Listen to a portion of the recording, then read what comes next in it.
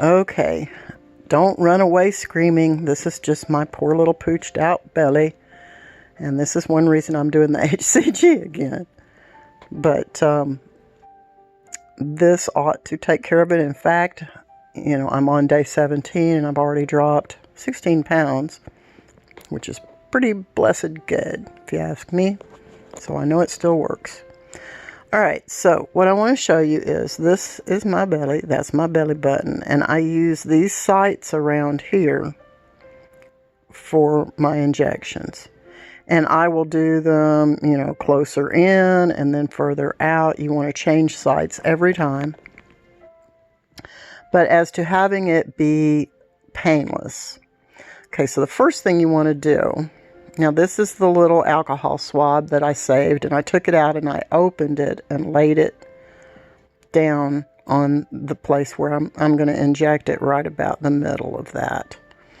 So I laid it down there, and I'm going to take my little ice pack thingy, and I'm just going to set it right there on top of it. Okay, see how easy that is? I'm going to slide down and make sure it doesn't roll off. Now, I want to explain, as you look at my beautiful puppy, I want to explain, I've got one of my mixing kits over there that I'm working on. The other thing is, take your syringe that is filled with the dose and put it under your arm or somewhere else warm, and let it sit there while you're doing this. Then I'm going to tell Alex to set a timer for 7 minutes. Set a timer for 7 minutes. Good afternoon, Shamon. 7 minutes, starting now. All right, that's Alex. I changed Alexa. She's a transsexual. I changed her into Alex and gave her a male Australian accent voice. I really enjoy that. Anyway, so 7 minutes. And then at the end of the 7 minutes, I will show you how you do the injection and how you take the little ice pack and move it. And you're going to let after you take the ice pack off, you also take off the alcohol prep pad. And again, because of the alcohol, you want to let that air out and evaporate completely. So give it about 1 minute to evaporate, and then you're ready to do your injection. And then you just take your syringe out from under your arm or wherever you've stashed it to keep it warm. And see, the thing is, you want to warm up that liquid, because if you warm up the liquid, it's not going to feel like a shock when you are injecting it. It will just be body temperature, and you won't even feel it going in, you know, as you inject it. And of course, another important factor is to, you know, make sure that you just make sure that you go really, especially the first time. Now, you can go less time if you want. I like 7 minutes. That seems to freeze my skin really well. But after that 7 minutes is up, then you're ready to go. After you know, to take the ice pack off and let it dry out for 1 minute, and then you can inject. When you inject, you're going to look at the tip of the syringe and find where the little slanted hole in the bottom of the needle is, where the liquid is going to come out. It's just a little angled because they've taken that tube that created the needle and they've put an angular slice on it. And that's where your dose is going to be injected through. What you want to do is you want to make sure that that needle hole is turned sideways.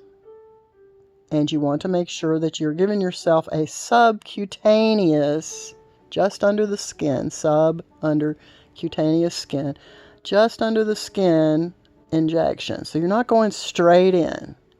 You're just going in just under the skin. You know, you want to be, well, I mean, about a 45-degree angle, you know, maybe a little less. But you're going to, you know, set the syringe up at an angle to the injection spot.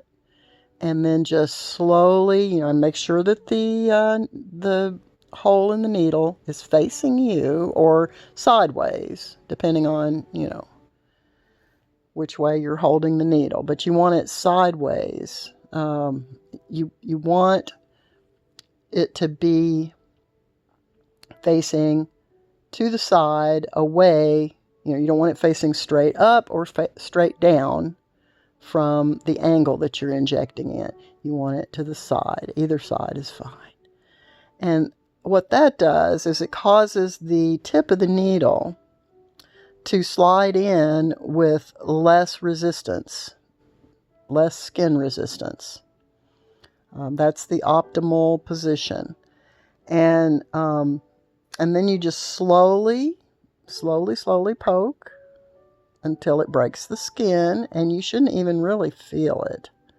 But you should be able to see it when the skin gives way, you know, as far as like, you know, because when you're first, and your skin may not give any resistance. It may just slide in like butter.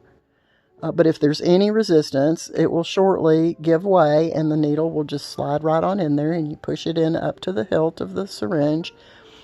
And then you can start slowly. Once again, you don't want to squirt it in too fast. A, because it's a delicate molecule, and B, because it will keep the sensation, any kind of feeling sensation of it going in, it will minimize that. So very slowly, you depress the plunger on the syringe, and it will go right in. And I'll demonstrate that here in a little bit when my 7 minutes is, well, my 7 minutes and plus my 1 minute of letting it air dry. So those are some key points. Also, just make sure that when I neglected to say, but when you're mixing, well, that too, when you're mixing and when you are prepping the syringe and getting the dose out of the bottle, you want to make sure that you have, well, what I do is I lay down, I just get some clean paper towel and put it down to be my surface for the work of loading up the syringe. So you want everything to be clean, you know, and because this is, you want it to be sterile to a certain, you know, you want it to be sterile because you are doing an injection. So you want everything nice and clean. So I will pick this back up. One last thing. If you're doing sublingual dosing, then, you know, where I stopped the first section of, you know, loading up the syringe, then you would just go in front of a mirror and take the syringe and point the needle, you know, lift up your tongue, open your mouth, lift up your tongue, look in the mirror and point the needle down at the underneath your tongue. And then slowly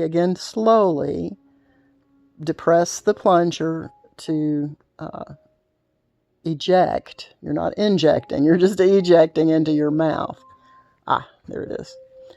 And so when you do that, then it just goes right into under your tongue. And you want to leave it under there for about 20 minutes. That's optimal. If you absolutely can't stand it, well, you know, you can go less than that, but you do want to make sure that every bit of that liquid, this is another one of the issues with sublingual. It's a hassle. It's a lot bigger hassle than an injection, especially once you get used to doing it. So you just, you know, hold it under your tongue, let all of that liquid get absorbed. Now, your mouth will produce some saliva while you're waiting for it to be absorbed into your bloodstream under your tongue. But the HCG dose will migrate through your tongue membranes and, you know, under the tongue membranes and into your bloodstream. Okay, so I guess I can just show you here what we're going to do is we're going to take this, lift it up, and a lot of times it will stick, so you just want to knock that back down because you want to know. Hang on, let me look at it. Okay, so you're going to want to, you know, push that back down so that you can see where it is that you're going. Then you're going to take this and just, what I do, I just flip it so that I can see easily that right here at the center point and straight up is where I'm going to head for. So this is part 3. Get my syringe out without stabbing myself. Here we go. So you're going to have to take that off.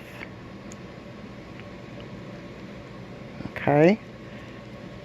It's unsheathed. Now, we're going to look at this needle. Let's see. I don't know if you can tell. Yeah, it's going to be hard to video this. But see, I'm going to just look and look and look until I see where that little hole is. And then,